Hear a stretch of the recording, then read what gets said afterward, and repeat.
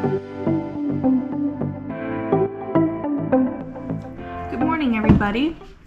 Adriana here again, up here in the studio, up at Blue Ridge Pottery. And it is a lovely and gorgeous Tuesday afternoon, about 1 o'clock-ish, and I'm just gonna give you a little studio update of what's happening. So a few days ago, I loaded up the bisque kiln for a bisque load, and it emptied out a lot of our shelves because it's filled pretty tight back there. So because of that, we'll spend a full week and just throwing and filling the drying shelves back up. So that's kind of what this week consists of. So I will give you a tour of the studio soon, and you will see the pots that are everywhere, and that'll continue to happen for another couple of days. So I'm first going to take you a tour of the kiln. We're going to fire her tomorrow. We'll start it up in the morning, and it'll probably shut off around 2:30. Typical kind of same time frame of glaze firing, which you guys just witnessed in our last YouTube videos. And if you haven't already, please go check those out. It was a stunning load, and we're still kind of in awe of just how beautiful it was, and we hope you guys enjoyed watching all of that. So, all right, let's go back in the kiln. This load is full of porcelain, so that is exciting. Shut this fan off so it's not so loud. Flip the lights. So yes, as you can see, she is very full, very full. And maybe I only put like a handful of pieces that were stoneware, and the rest is porcelain. So this will be a very fun load to glaze and process for a glaze firing. So very full, very tight. Gonna be a pretty dense firing, and we'll probably fire it extremely slow because a lot of valuable porcelain in there. Yep. So now that we're back in the studio, I will give you a tour of what Alan has been making. Lots of chip and dips because those are huge sellers during the holiday season. So this is table 1 of chip and dips that he threw yesterday or the day before yesterday. It's just drying out, getting ready to trim probably tomorrow. Then these he threw this morning. Lots of stunning bowls and batter bowls. Some more chip and dips from the other day. Some bowls, sweet pots. And I'm personally getting ready to trim and handle some soup bowls and trim some more smaller things to get our smaller stuff in. And they're fantastic kiln fillers, and people love to buy them for teacher gifts for the holidays and so on. So that's kind of what's going on now. I'm gonna take you with me to trim some bowls, and then we'll handle those, and I'll show you a little bit, probably a couple more handy dandy tools that we have here in the studio. So stay tuned for that. All right, we are now stationed at our lovely Giffin grip, which is a fantastic tool and saves us a lot of time of trying to center on the wheel. Typically, you'll see potters center the piece on their wheel, and they'll push some clay around it to hold it steady while they trim. This machine does it for us. So you can see there's these little, I don't know what we're gonna call them. We're gonna call them little hands or arms that will hold the pots in place. And this here will adjust the size that we need. And we also have longer attachments, so these can grow a bit longer if you have a taller piece like a vase or a larger bowl. Or we can take all of these out and use the back side of these guys, if you can see, to hold things like plates and shallower things. So I'll take you back here so you can see a bit more. Giffin grip, some people have these and they just sit on top of your wheel. They can do that as well, but we have a full station here that collects all of the trimmings, and we'll empty that out every now and then that way.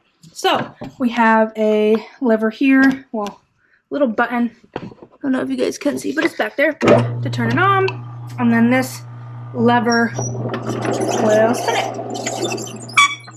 So that is our fantastic Giffin grip. So I will show you me trimming the rest of my soup bowls, and then we'll show you our extruder, and I will handle the soup bowls.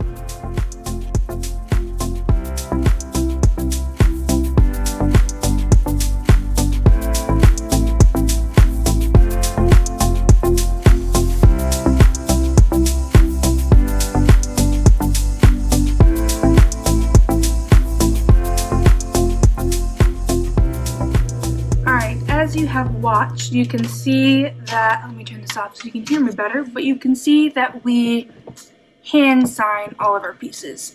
And we kind of went, Alan and I, back and forth talking about stamps, and we may develop one that has maybe a logo and the year on it, but a lot of our customers love the personalization of the hand-drawn signature, so we are sticking with it. So typically it's just our first name, I do my last initial if it'll fit, and then we do BRP for Blue Ridge Pottery, and then we do VA for Virginia, and then the year, and then on my pieces, if it can fit, I always do our signature Blue Ridge Mountains, which is three mountains on it. So that is a typical Blue Ridge Pottery signature that you'll see on the bottom of the pots. I'll try to get a few of Alan's out here so you can see his signatures, but that's typically what we do on all of our pieces. Alright, I'm going to show you our lovely extruder here that we use for almost all of our handles. The larger the piece, typically Alan and I will hand pull the handles, but for mugs, soup bowls, and any other small thing that requires handles, we'll use this lovely machine. We have different attachments to it. They look like this, and they have different outlets, and that'll slide. We'll loosen these bolts here, and that'll slide into here, and we can extrude different things. So I just extruded a chunk of clay from our pug mill. We'll just place it in here, lift this up, and it will extrude some clay perfectly for our handles. So that's here. So now let's go handle some soup bowls. Alright, as you can see, we have our extruded handles that you just saw me extrude, and I have pre-cut a few of them for the soup bowls I'm going to handle, and I'm going to show you a little bit of our process.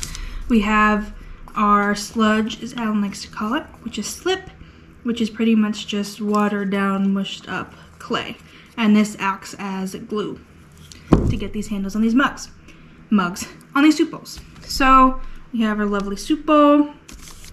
We'll take our handles and dip both ends into the sludge, and we take our thumb and we push it in on the top, and we make a pretty decent thumb impression.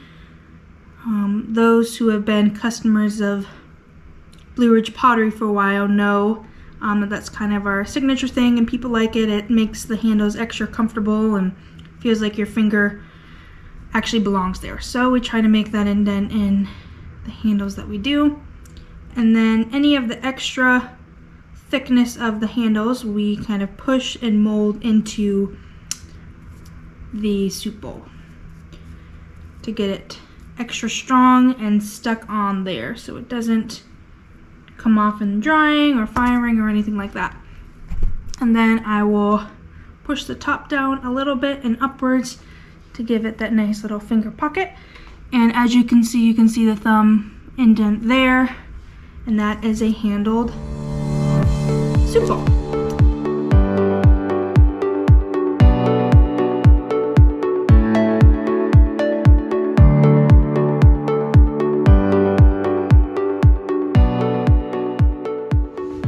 Alright, as you can see, I have brought out a few of my mugs with different version of handles on there.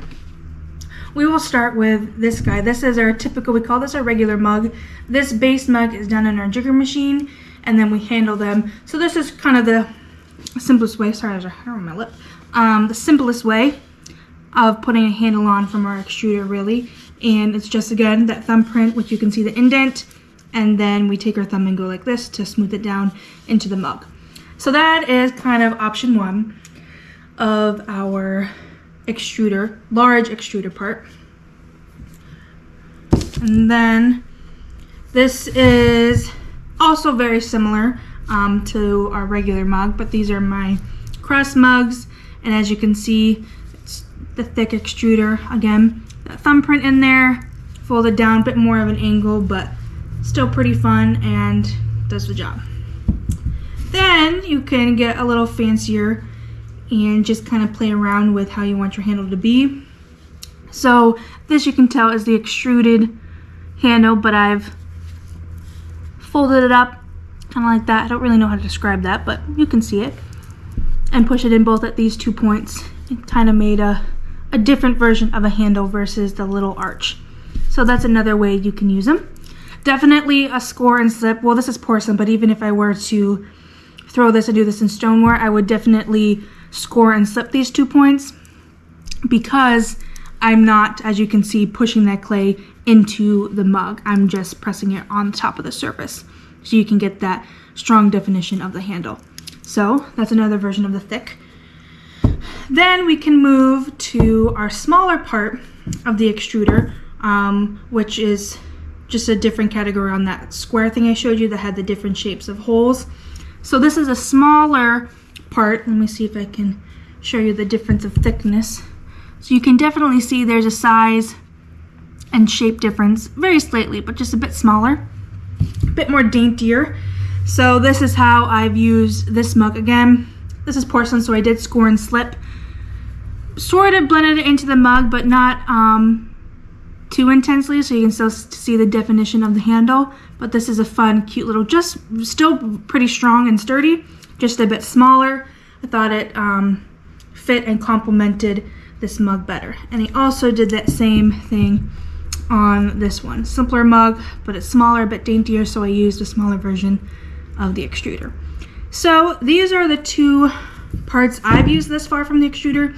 We have circle ones. Well, I have used that one, but I didn't find that one to be as comfortable on the hand. I think there's one in the shop that I can go pull and grab. But so this is kind of the different possibilities and avenues we can take with the extruder handles. Hopefully that was helpful, and if you purchase or have an extruder, you can definitely play around with it. You can still be pretty creative, even though it's not hand pulled. Guys, we are back at the Giffin Grip, and I'm going to show you, I talked a little bit of how you can exchange these parts and use the other side of it to hold your pieces.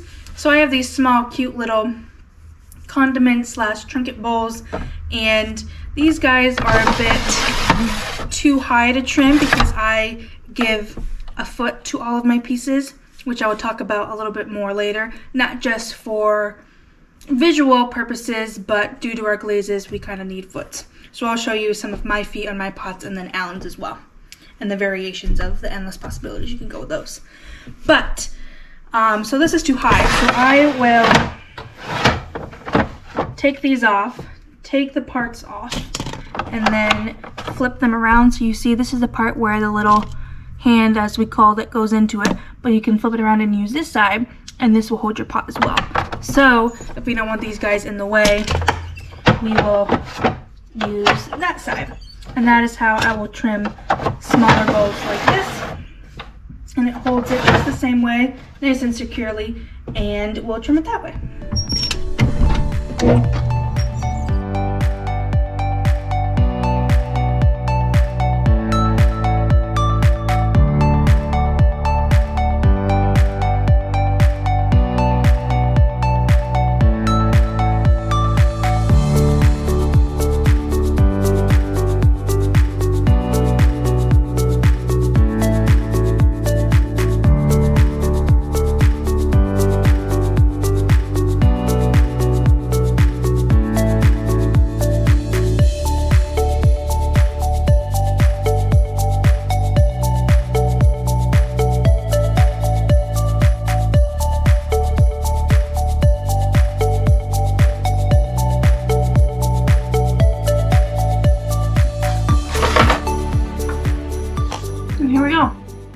We have our cute little pot, we have our little foot here, signed it, and we're ready to go.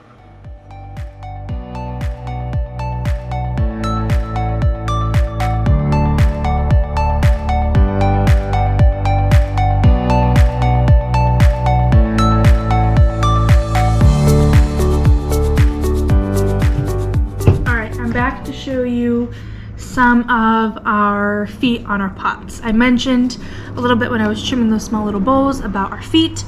and how they play a very important role. So I'm going to show you a few different ones. They act as what Alan calls them, glazed dams. And because our glazes were created to run, we kind of have to do some modifications that they run successfully and don't get on our shelves. So that is kind of the main purpose for the feet on the pots. But I particularly love the aesthetic look of them, so I like them regardless, but they also play an important role. So here's one of my bowls, and as you can see, it has a foot here. Hopefully you can see that. So instead of having a straight bottom, it has a foot. So I like to load up my glaze because I love when it runs.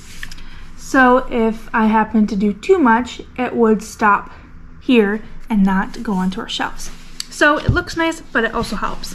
Alan's kind of varies as well. His are much more subtle and pristine. As you can see, there's just this very slight indent mark that was made here by the end of one of the trimming tools. And even though how shallow and small it is, that makes the biggest difference in terms of the glaze as it runs will stop there and prevent it from going on the shelves. So he still gets that effect of a clean, smooth bottom, but there is also a foot there, very subtle. So a lot of people think it's just for aesthetic purposes, but it, like I said, plays a big role. You can also see it, I brought back one of the mugs I showed you earlier. You can also see it also has a foot. I had a hard time trying to find, because a lot of our really pretty stuff is just flying off the shelves in there. So I went around trying to find some pieces that you could see the effect of the glazed dam had. You can kind of see a bit in this mug, one of my cross mugs, but as you can see here, there's, hopefully the glare isn't too bad, there is a lovely drip right here. And as you can see, that drip stops right where that foot is. And you're like, well, you still got a pretty decent amount of space before it touches, but as you can see, that foot kind of goes out, so even though it pulled there, it knew, like, this gives it an extra stopper, kind of a little dam. So you can sort of see the effects there. Maybe in our next glaze load, we'll get some more of the effect of our foots. It works, you can see it pretty well in our vases, but I couldn't find any that looked where you could totally tell that the feet work. But that is a little behind the scenes or info of our feet and the importance of them and how they can be fun and creative little glazed dams depending on which avenue you want to take. So hopefully that was helpful, so you guys better understand pots.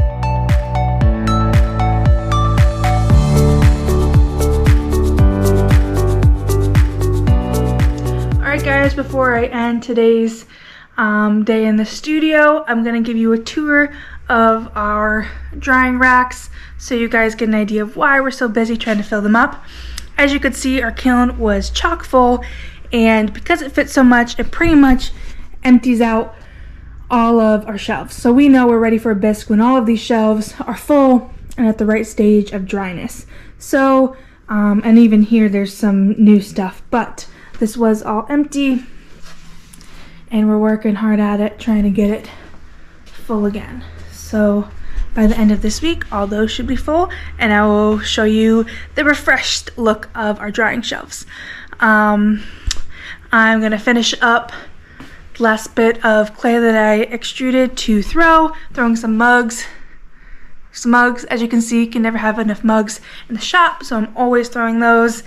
And yeah, thank you guys so much for watching and following along on today's tour of the studio life here at Blue Ridge Pottery. If you haven't already, please subscribe and like below. Follow us on Facebook and Instagram, where we continue to give updates of what's going on in the studio and the kilns. And if there's anything you guys would like to learn, please feel free to comment and ask questions, and we'll try to answer them the best that we can. Thank you guys so much for watching.